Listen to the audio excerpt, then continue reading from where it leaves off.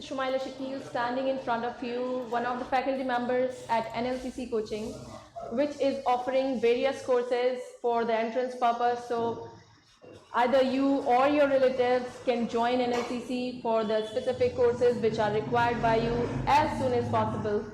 Okay, so in the previous lecture we were having a discussion over the tenses, and we were done with the perfect continuous tense. Okay, so if you have any query regarding the previous tenses, then you can ask me, else we can move on.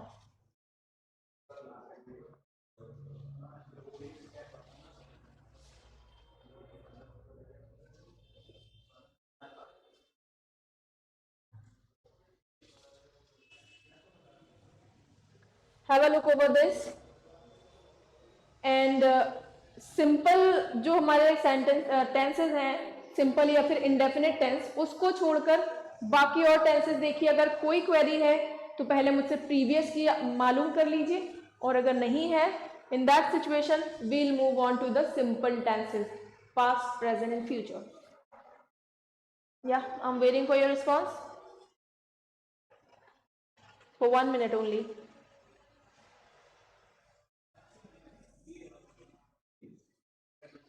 If you have any query, do let me know.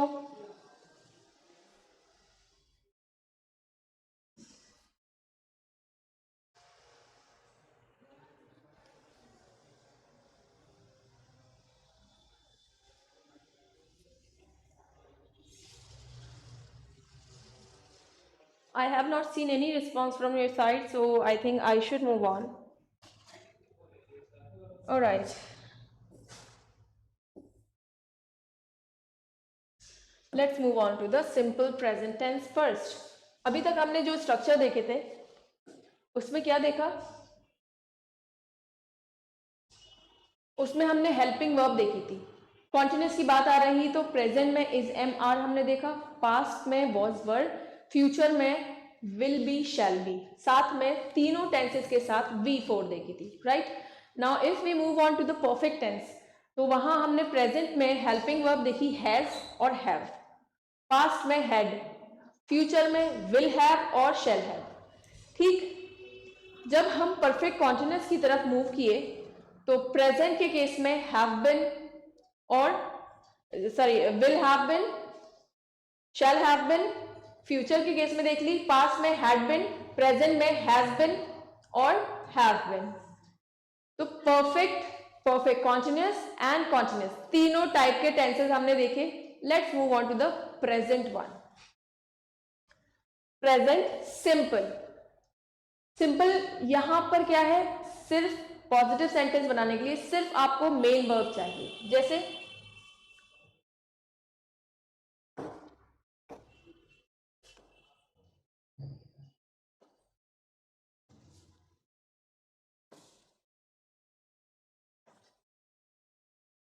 Shreya eats.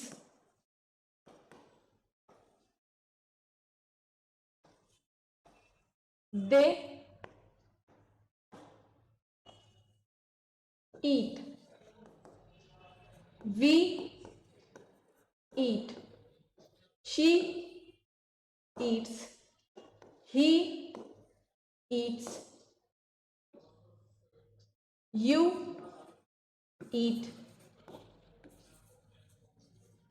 Raj and Riya eat. क्या ये sentence सही है सारे? In my opinion they are perfect, कोई error नहीं है. सो आपके पास verb कितनी है यहाँ? एक ही है ना. प्रेजेंट टेंस का, प्रेजेंट सिंपल का हम इस्तेमाल कब करते हैं? जब हमें कोई स्टेटमेंट देना होता है, कोई साइंटिफिक फैक्ट बताना होता है, कोई भी अपनी हैबिचुअल एक्शन के बारे में बताना होता है, तो हमने प्रेजेंट सिंपल का यूज किया. वो खाते हैं, हम खाते हैं, वो खाती है, शी, ही, वो खाते हैं. कल आपने ये देखना है V1 का इस्तेमाल हम किनके साथ कर रहे हैं? जो भी प्लूरल सब्जेक्ट आपके पास मौजूद है, प्लूरल सब्जेक्ट. तो हमने यहाँ पर ईट का इस्तेमाल किया. और जो सिंगुलर है, जो हमारा सिंगुलर सब्जेक्ट, ये है श्रेया. श्रेया एक लड़की का नाम है, ईट के साथ में एस लगाया, ईट्स। शी और ही दोनों सिंगुलर, ईट्स। किसी का भी नाम अगर आप ऐड करते हैं तो उसमें भी ईट्स, ठीक है। Now let's move on.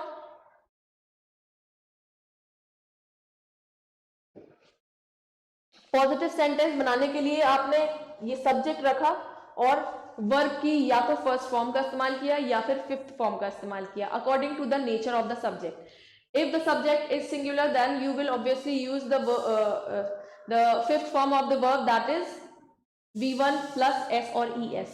And if the subject is plural, in that situation you will have to use what? The first form of the verb. It is mentioned very clearly here. Now, if you want to make a negative sentence in present simple, then what would you do? You will have to introduce a helping verb, that is does or do. When your subject is singular, in that situation you will have to use does. Does denotes the singularity. Okay, he does not eat, like मैंने भी previous sentence में लिया था. In the previous sentence I took the verb eat, that's why you can use here eat. He does not eat, she does not eat, it does not eat, I do not eat, we do not eat, you do not eat, they do not eat. Doesn't is the contracted form of does not, and don't is the contracted form of do not. Okay, so I hope you understand this. Does और do को आपको introduce करना पड़ेगा, यहां पर helping verb आपको पहले से नहीं दिखेगी, ठीक है। Now let's move on to the interrogative question. When you want to make an interrogative question in present simple, then you just have to put this helping verb do और does before the subject. He और she, it से पहले आपने does रखा। Does he eat question mark, does she eat question mark, does it eat question mark, do I eat question mark, do you eat question mark. Okay, so present simple is completed. Now let's move on.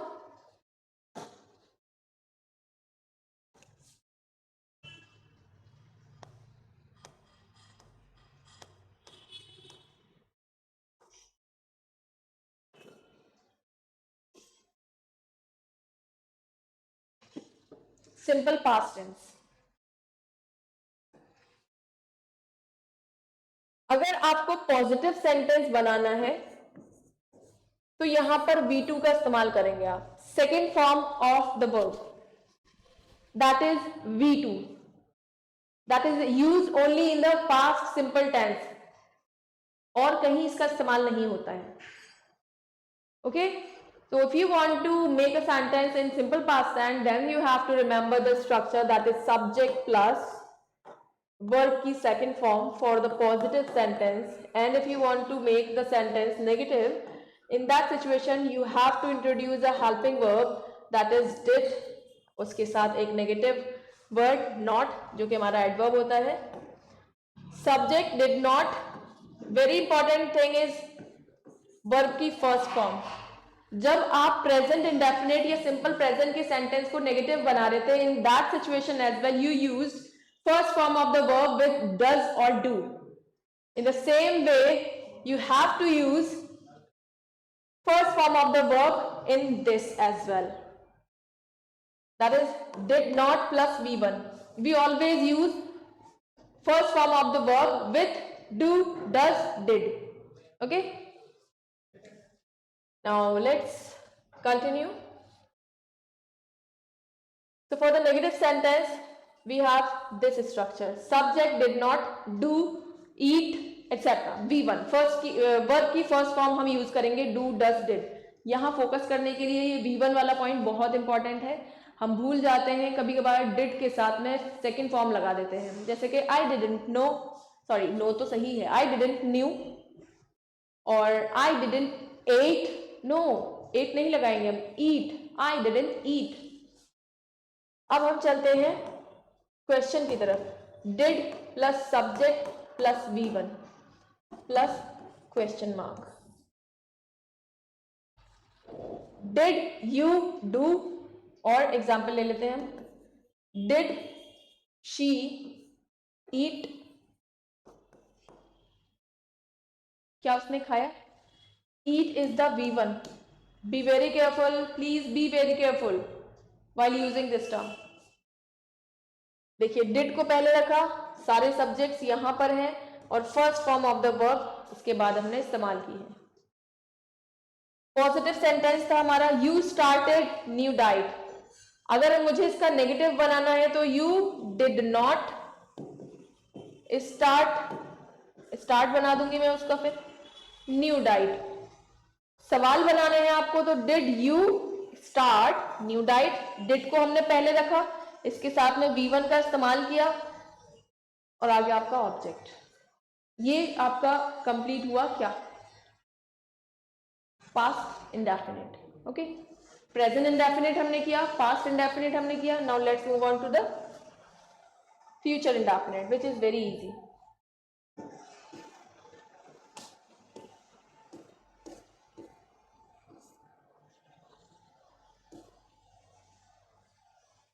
Simple future.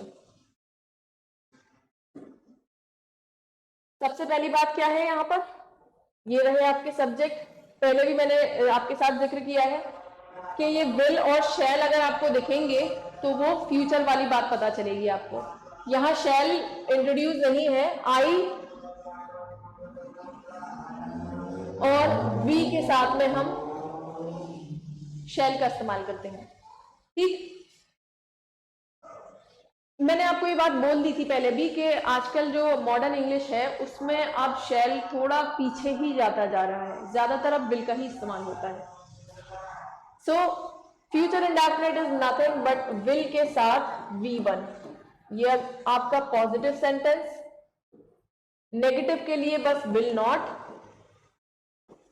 Plus V1, तो ये हो गया आपका negative sentence.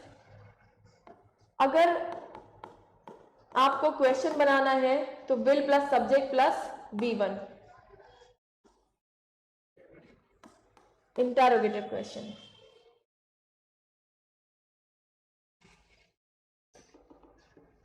जैसे example, I will go, I will not go, will I go,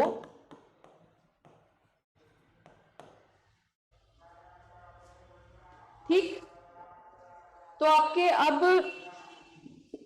tenses complete हो गए हैं। एक मुझे टेंस आपको बताना है, नॉट एक बट जो आपके कुछ कॉन्सेप्ट हैं मुझे वो बताने हैं।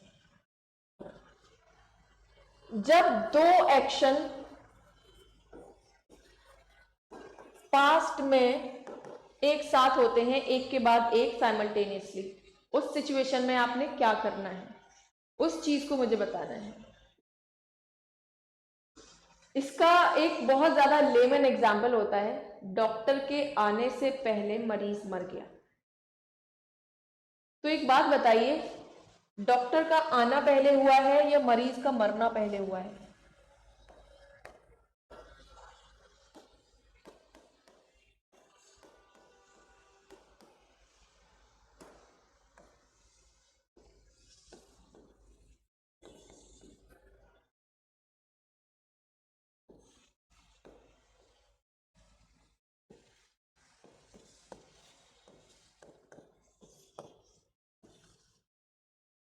कौन सा वाला एक्शन पहला है? फर्स्ट एक्शन बताइए ढूंढकर।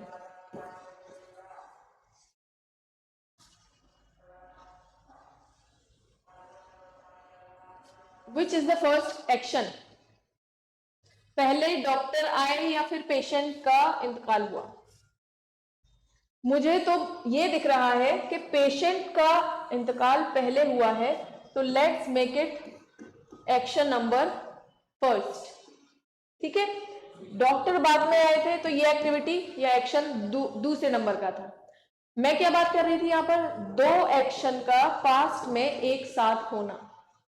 अगर दो एक्शन पास्ट में एक के बाद एक हो रहे हैं, इन दैट सिचुएशन जो पहला एक्शन है उसको हम पास्ट परफेक्ट में बनाएंगे। Very important thing to be noted, past perfect. और जो बाद में हुआ है उसको हम बनाएंगे पास्ट सिंपल। यहां पर थोड़ी समझदारी दिखानी होती है, तभी आपको यूज करना होता है, वरना यहां से एरर बनता है और अक्सर सेंटेंस गलत हो जाते हैं। तो मैं बताती हूं, the patient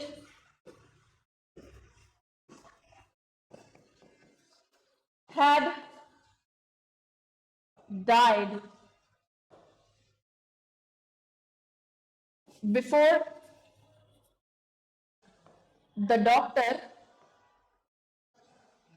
before the doctor arrived.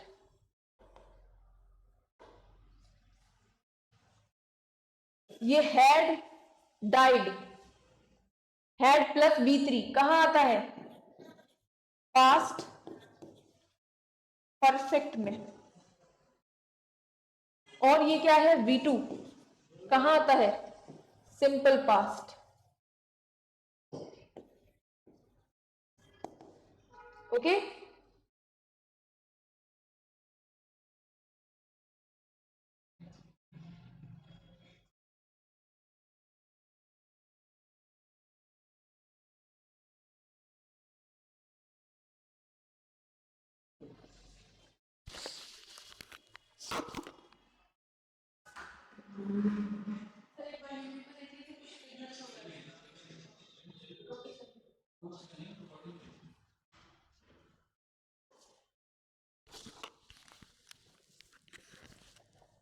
Okay, so is it clear now? क्या देखा हमने, पहले patient die and then doctor arrived. अगर मैं कहूं आपके आने से पहले मैं आ गई थी, तो मैं इसमें पहला एक्शन ढूंढूंगी, आपके आने से पहले। आपके आने से पहले क्या हुआ है, मैं आ गई थी, तो I had come before you. चलिए मैं अराइव की जगह कम ही ले लेती हूं, I had come before you भी मैं कह सकती हूं, ये सुपरफ्लुअस है, थोड़ा कम की जरूरत नहीं है। अगर मैं यहां अराइव्ड का इस्तेमाल, मैंने कम क्यों लिखा है, कम तो V3 होता है, केम अराइव्ड, तो अराइव्ड क्या है, V2, आपके आने से पहले मैं आ गई थी। आई हैड कम मतलब पास्ट परफेक्ट, और ये V2 केम V2 होती है।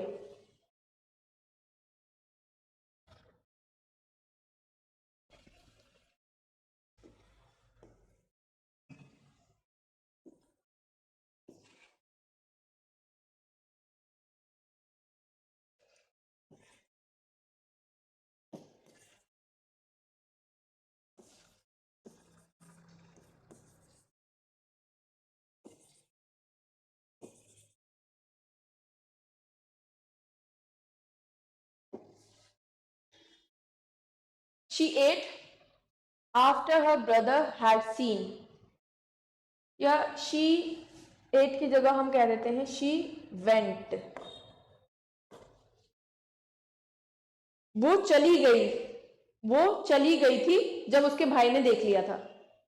तो पहले काम क्या हुआ, पहले भाई का देखना हुआ है और बाद में उसका जाना हुआ है। जब उसके भाई ने देख लिया था तो वो चली गई थी।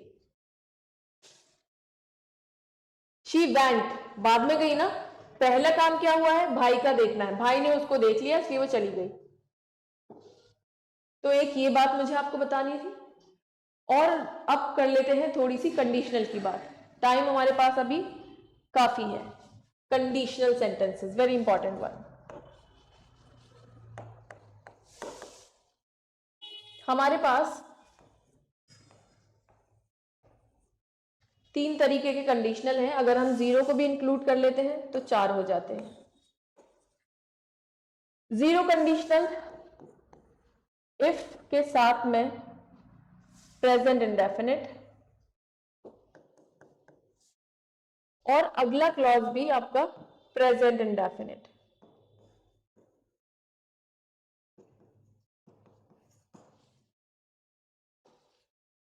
इफ के साथ में आपका या तो आप सिंपल प्रेजेंट कह दें या प्रेजेंट इंडेफिनिट, कोई भी कह दे एक बात है। इसके साथ आपका रहेगा फ्यूचर इंडेफिनिट।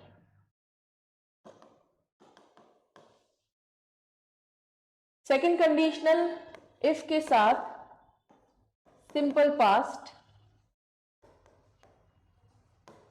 साथ में आपका वुड प्लस V1। अगर आप इफ के साथ में पास्ट परफेक्ट ले रहे हैं तो वुड हैव प्लस V3। ये हो गए आपके कुछ कंडीशनल सेंटेंसेस। और ये चैप्टर आपका डिपेंड करता है या तो आप कह दें वर्ब पर या फिर आप कह दें टेंस पर। क्यों कह रही हूं मैं ये बात? क्योंकि जो आपका चैप्टर टेंस है वो भी तो वर्ब पर डिपेंड कर रहा है। जब वो डिपेंड कर रहा है तो फिर ये भी ऑटोमेटिकली डिपेंड कर रहा है। ओके, तो कंडीशनल सेंटेंसेस क्या होते हैं? कंडीशनल सेंटेंसेस वो सेंटेंसेस होते हैं जिसमें आप एक शर्त रख देते हैं किसी काम के होने की। जैसे मैंने कहा, अगर आप इस बॉटल से पानी पियोगे तो मैं भी पीऊंगी। जैसे मैं आपको बॉटल दिखा रही हूं, मैंने कहा अगर आप इस बॉटल से पानी पियोगे तो मैं भी इसी से पीऊंगी। अगर आप जाओगे तो मैं भी जाऊंगी। जब तक वो नहीं आएंगी मैं भी नहीं आऊंगी।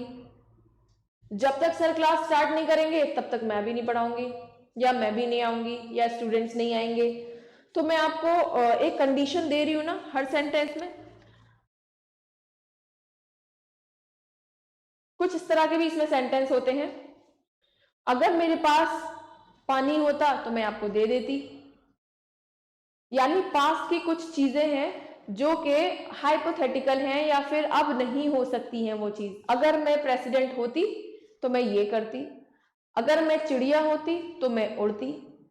ओके, अगर मेरे पास 2 कार होती, एक मैं आपको दे देती, लेकिन है नहीं, मतलब उस वक्त पे थी भी नहीं, और अब कोई बैक गियर नहीं है जो कि आप जा सकते हो पीछे। पास में जाना नहीं है, सिर्फ हाइपोथेटिकल सिचुएशन। अब क्या है, जो आपकी हाइपोथेटिकल सिचुएशन है वो भी इस टाइप के सेंटेंस में आएंगी, और जो कंडीशन आपको बता दी, जैसे कि जब तक आप काम नहीं करोगे आप जाओगे नहीं। चले अब इसका एक सेंटेंस बनाकर दिखाइए आप, स्टेटमेंट कि जब तक आप काम नहीं करोगे आप नहीं जाओगे। Make the sentence, pause the video and make the sentence. फिर वापस आते हैं इसी सेंटेंस के साथ।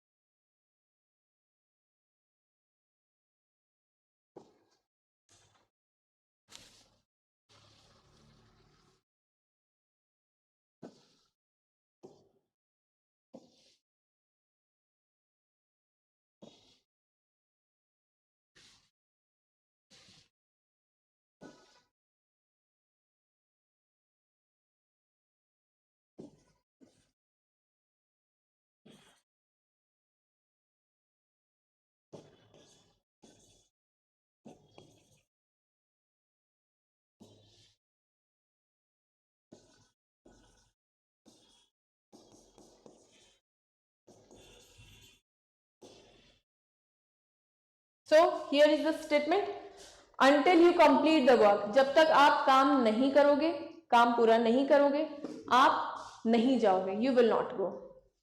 तो सबसे पहली चीज ये देखिए, will not। और अभी हमने क्या देखा था कंडीशनल्स में?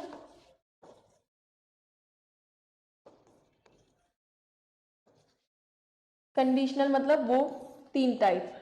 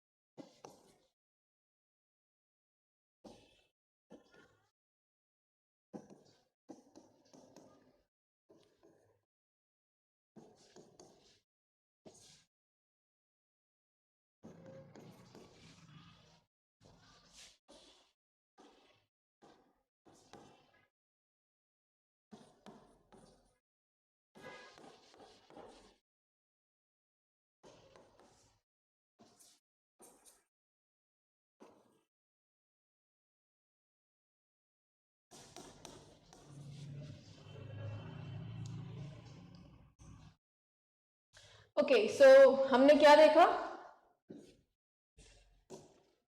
अभी मैंने आपको एग्जाम्पल क्या दिया था? ये until you complete the work, तो will प्लस V1, ये रहा आपका will, ये है आपका V1,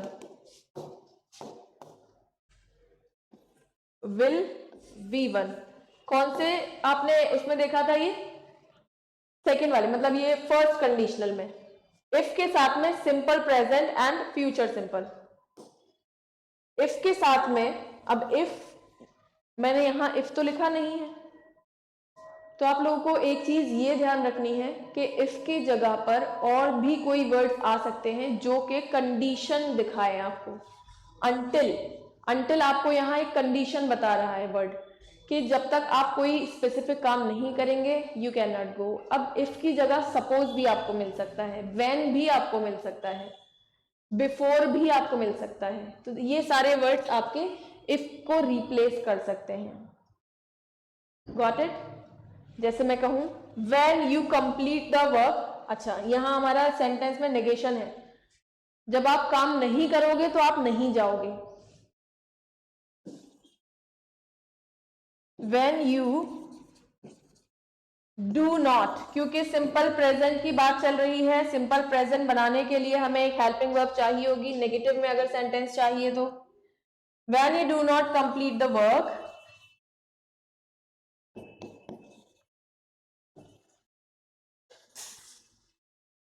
when you do not complete the work you will not go।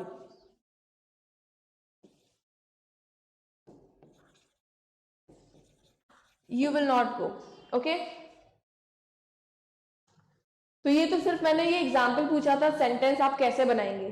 ज्यादातर लोगों ने ये इस जगह पर will का इस्तेमाल किया होगा,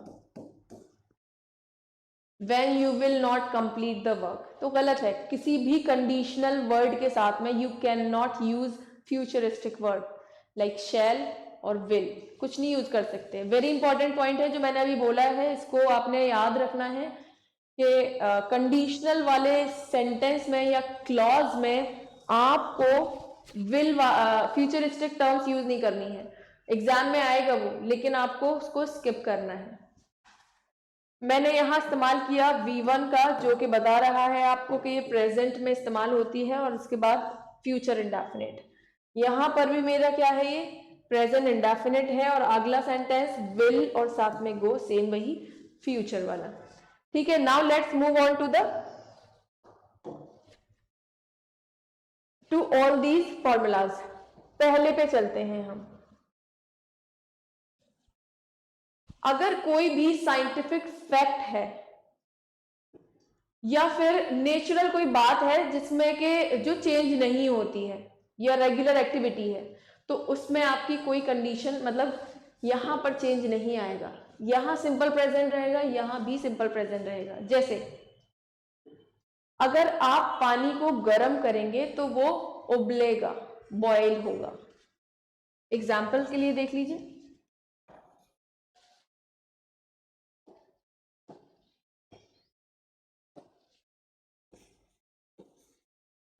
इफ यू हीट, V1 हो गई आपकी, the water,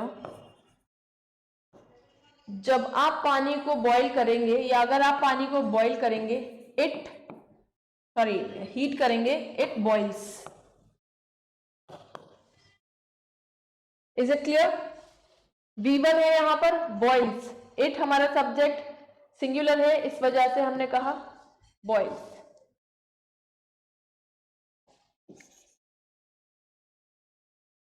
When somebody hits, it pains। जब कोई मारता है तो दर्द होता है ना। तो ये आपका होता है जीरो कंडीशनल, जो मतलब ऐसी चीज है कि अगर की जाएगी तो वो काम का होना मैंडेटरी है। जैसे अभी पहला ऑप्शन है आपका, पहला एग्जाम्पल है, इफ यू हीट, अगर आप हीट करेंगे, if you heat the water it boils, तो पानी क्या करता है, उबलता है। Now let's move on to the next conditional. जैसे मैंने अभी कहा, if you drop the glass on the floor, अगर आप ऊपर से ऐसे ग्लास को छोड़ेंगे तो वो टूटेगा ना। If you drop the glass from a height then it breaks. I hope you understand this. Now let's move on to this one. Okay, इस पर चलते हैं हम।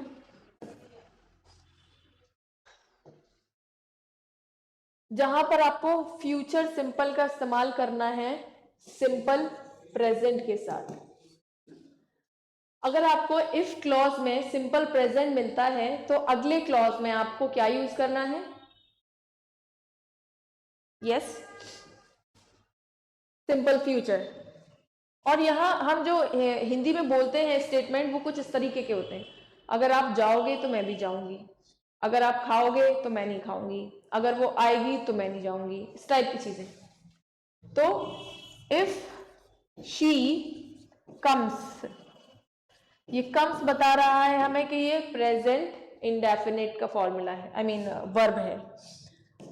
If she comes I will not गो, या आई विल गो, अगर वो आएगी तो मैं आऊंगी। When she comes, जब वो आती है तो मैं नहीं जाऊंगी।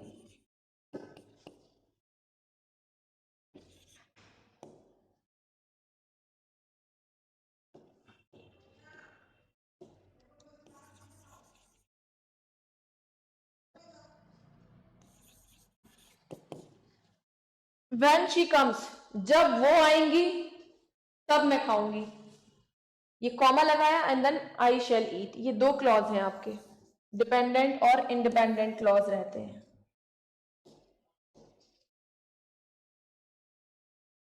Next one,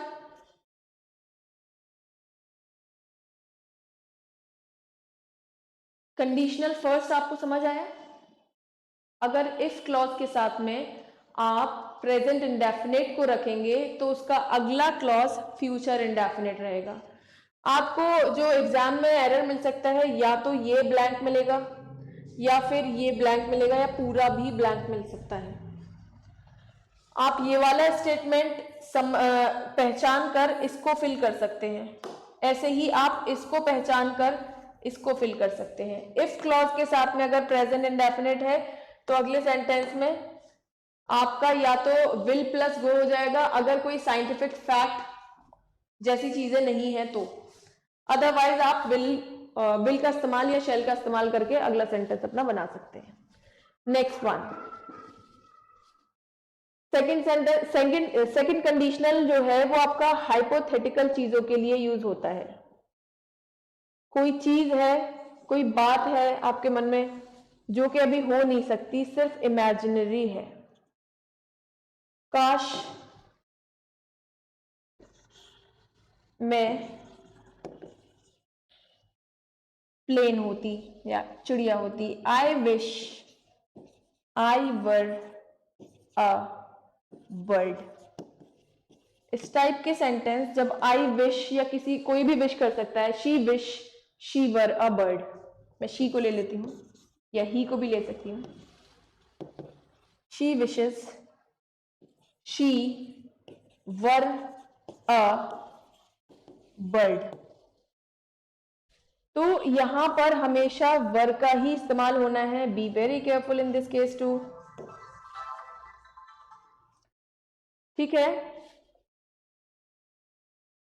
in this situation also. हाँ, ये बहुत इंपॉर्टेंट पॉइंट है जो कि आपको याद रखना है कि जब भी विश वाली चीज आ जाएगी इन दैट सिचुएशन, आपने या तो वर का इस्तेमाल करना है या हैड का इस्तेमाल करना है। If I were present there. अब थोड़ा सा इस वाले पॉइंट से थोड़ा रिलेट करके पढ़ते हैं।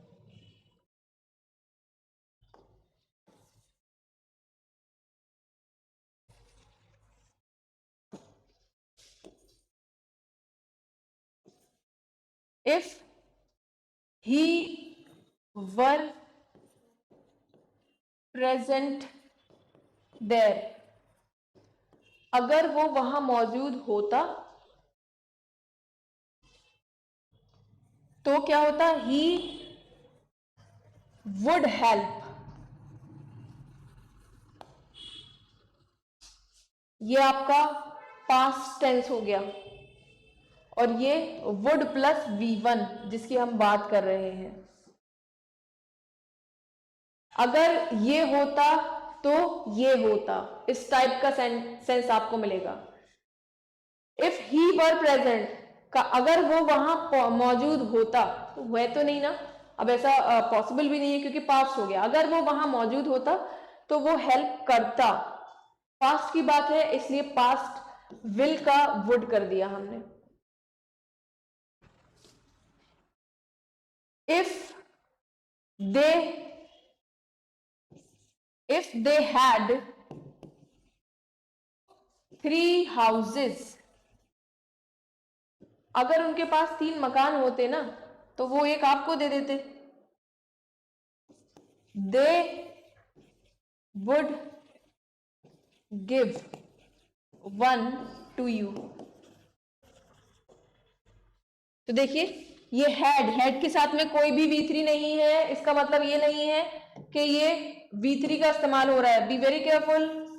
यहां हैड अकेले है जो कि पास्ट को इंडिकेट कर रहा है, V3 के साथ नहीं है ये, तो पास्ट परफेक्ट नहीं समझना है आपको। यहां आप ये वर नहीं कह सकते, वर यहां प्लेस ही नहीं होगा, यहाँ पोजेशन दिखा रहा है ना इस वजह से। तो इफ दे हैड पास्ट का पोजेशन है ये, we are talking about past. तो अगर आपका इफ वाला क्लॉज पास्ट में बना हुआ है तो अगला वुड प्लस V1। ये देखिए V1 और वुड ये आपके पास रहा। तो कोई हाइपोथेटिकल सिचुएशन अगर आपने बतानी है उस सिचुएशन में आपने ये लगाना है, second conditional. Now let's move on to the third conditional.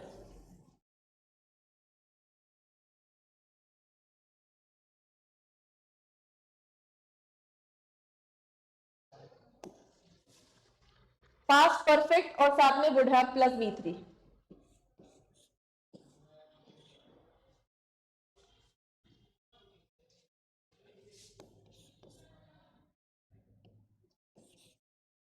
अगर मैंने आपको देखा होता तो मैं रुक जाती। If I had seen, if I had seen you, I would have stopped. देखिए इफ के साथ में क्या है, ये है if had plus V3 past perfect. क्या ये पास्ट परफेक्ट है? तो या तो आपको ब्लैंक इस जगह मिल जाएगा या फिर ये वाली चीज आपको ब्लैंक मिलेगी।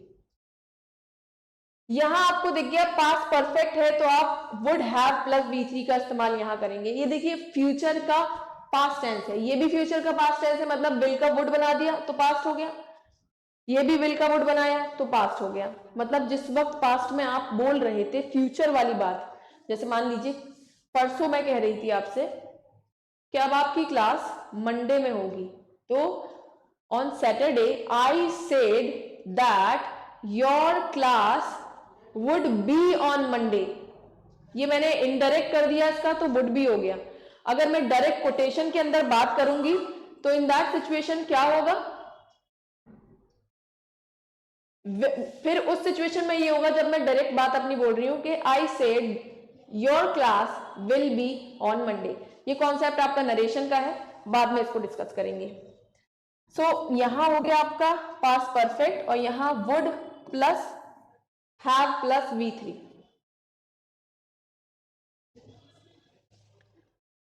अगर मैंने खाना खाया होता तो मैं दोबारा नहीं खाती।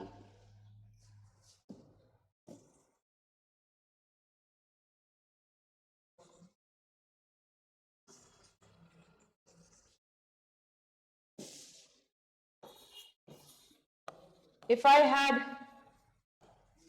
eaten the food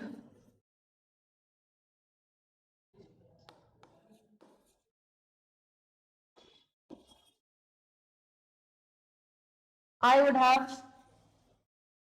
not eaten again। Had plus V3 यानी पास्ट परफेक्ट। जब हमें पास्ट परफेक्ट दिख गया तो हम अगला सेंटेंस बनाएंगे वुड हैव प्लस V3 से। I hope this concept is clear and if you don't have any doubt तब तो अच्छा है। If you have any doubt just do let me know so that I can continue explaining that particular query in the next class. Okay, so let's wind up. Let me erase the board. I hope you have done with it. So इंशाल्लाह कल मुलाकात होती है आप लोगों से, बताइएगा if you have any query। ठीक है, till then take care, अल्लाह हाफिज।